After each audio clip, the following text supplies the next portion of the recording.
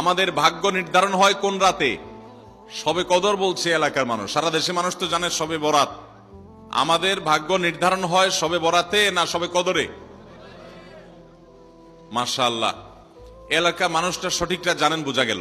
শবে বরাতে যত মানুষ মসজিদে আসে আমাদের দেশে, সারা বছরের অন্য কোন রাত দিন অন্য কোন সময় এত মানুষ মসজিদে আসে, কারণ কি? শবে বরাতে মানুষ মসজিদে বেশি আসে কেন? সারা দেশের মানুষ তো জানে ভাগ্য নির্ধারণ হয় শবে বরাতে। ভাইরা আমার, কোরআনে হাকিমে সূরা দুখানের 3 এবং 4 নম্বর আয়াত যদি আপনি দেখেন, আল্লাহ রাব্বুল আলামিন ইরশাদ করেছেন, ইন্না আনজালনাহু ফি লাইলাতিন মুবারাকাহ ইন্না কুন্না মুনজিলিন ফিহা ইউফরাকু কুল্লু আমরিন হাকিম। আল্লাহ বলেছেন, আমি নিশ্চয় কোরআনকে নাজিল করেছি, অবতীর্ণ করেছি একটি বরকতময় রাতে। কোন রাতে বরকত নাজিল করেছেন আল্লাহ তাআলা? বরকতময় রাতে কোরআন নাজিল করেছেন আল্লাহ বলেছেন। আর এই বরকতময় রাতটা কোন রাত যে রাতে কোরআন নাজিল হয়েছিল? শবে কদর। কোন সন্দেহ আছে? কারণ কোরআনের আরেক আয়াত বলছে, ইন্না আনজালনাহু ফি লাইলাতিল কদর, আমি কোরআনকে নাজিল করেছি যে রাতে, সেটা হলো লাইলাতুল কদরে। তাহলে লাইলাতুল কদরে আল্লাহ কোরআন নাজিল করেছেন, আর সূরা দুখানে বলেছেন আমি একটি বরকতময় রাতে কোরআন নাজিল করেছি। তাহলে এখানে বরকতময় রাত বলতে যে লাইলাতুল কদরকে বোঝানো হয়েছে, সেটা দিনের আলোর মতো পরিষ্কার, ঠিক কিনা বলেন?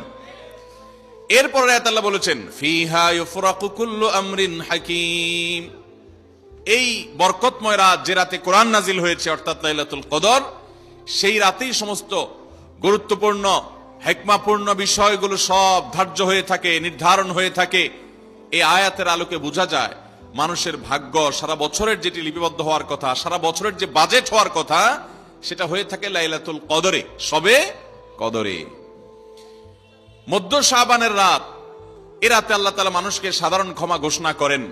যাদের মনে হিংসা নাই, যাদের মনে মানুষের প্রতি বিদ্বেষ শত্রুতা নাই, এবং যারা শিরকে লিপ্ত না, এই মানুষগুলো ছাড়া বাকি মানুষগুলোকে মধ্য শাবানের রাত, যেটাকে আমরা শবে বরাত বলি, হাদিসের ভাষ্য শবে বরাত নয়, হাদিসের ভাষ্য হলো লাইলাতুন নিসফি মিন শাবান, সেই রাতে আল্লাহ রাব্বুল আলামিন বান্দাকে সাধারণ ক্ষমা ঘোষণা করেন।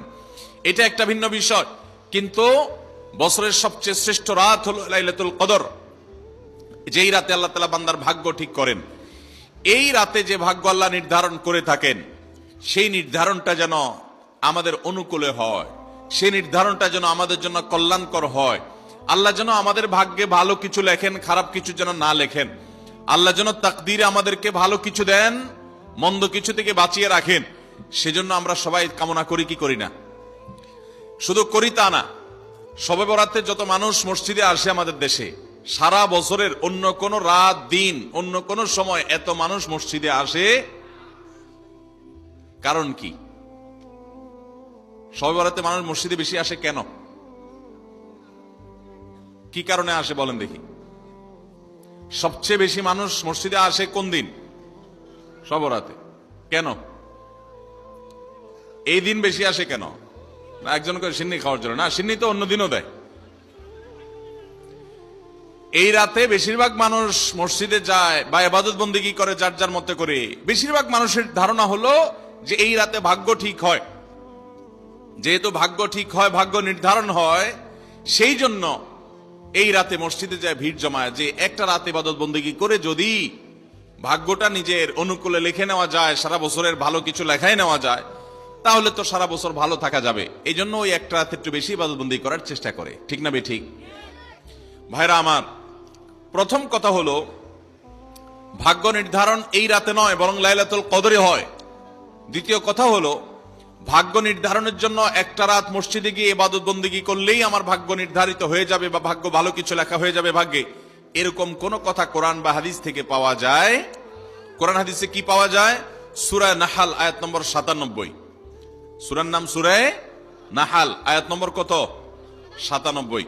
আল্লাহ রাব্বুল আলামিন ইরশাদ করেছেন, মান আমিলা সালিহাম মিনকুম মান আমিলা সালিহাম মিন যাকারিন আও উনসা ওয়া হুয়া মুমিন, পুরুষ হোক আর নারী হোক, যে কোনো ব্যক্তি যদি ঈমানদার অবস্থায় ভালো কাজ করে, পুরুষ হোক কিংবা মহিলা, যে কেউ যদি ভালো কাজ খুঁটে খুঁটে খুঁটে নেক আমল করে, ভালো ভালো নেক কাজ, কোরআন হাদিসে নির্দেশিত কাজ, আল্লাহ যা করতে বলেছেন, রাসূল সাল্লাল্লাহু আলাইহি ওয়াসাল্লাম যা করতে বলেছেন, যদি সে কাজগুলো করে, এমত অবস্থায় করে যে সে ঈমানদার, অর্থাৎ ঈমান থাকতে হবে, ঈমান আছে এই অবস্থায় যদি নেক আমল করে, তাহলে কি হবে? আল্লাহ বলেছেন ফালানুহাইয়ান্নাহু হায়াতান তাইয়্যিবাহ, তাহলে সেই পুরুষ সে নারীকে আমি পবিত্র জীবন দান করব। কি জীবন দান করবেন বলছেন আল্লাহ? পবিত্র জীবন দান করবেন। এই পবিত্র জীবনে মানুষ সুখী থাকবে, এই পবিত্র জীবনে মানুষ সমৃদ্ধ থাকবে, এই পবিত্র জীবনে মানুষ ভালো থাকবে, নেক থাকবে। ওয়ালানাজজিয়ান্নাহুম আজরাহুম বিআহসানি মা কানু ইয়ামালুন, এবং এই ইমানদার নারী পুরুষরা যদি নেক আমল করে, ভালো কাজ করে যদি সব সময়, তাহলে সেক্ষেত্রে আল্লাহ বলেছেন তারা যে ভালো কাজ করেছে ওইটার সবচেয়ে উত্তম বিনিময় আমি তাদেরকে দান করব।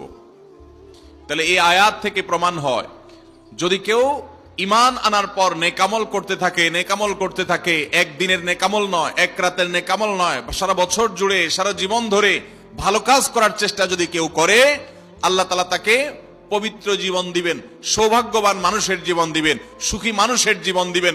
এখান থেকে বোঝা যায় কি, ভাগ্য নির্ধারণের জন্য এক রাত আমল করতে হবে নাকি সারা বছর?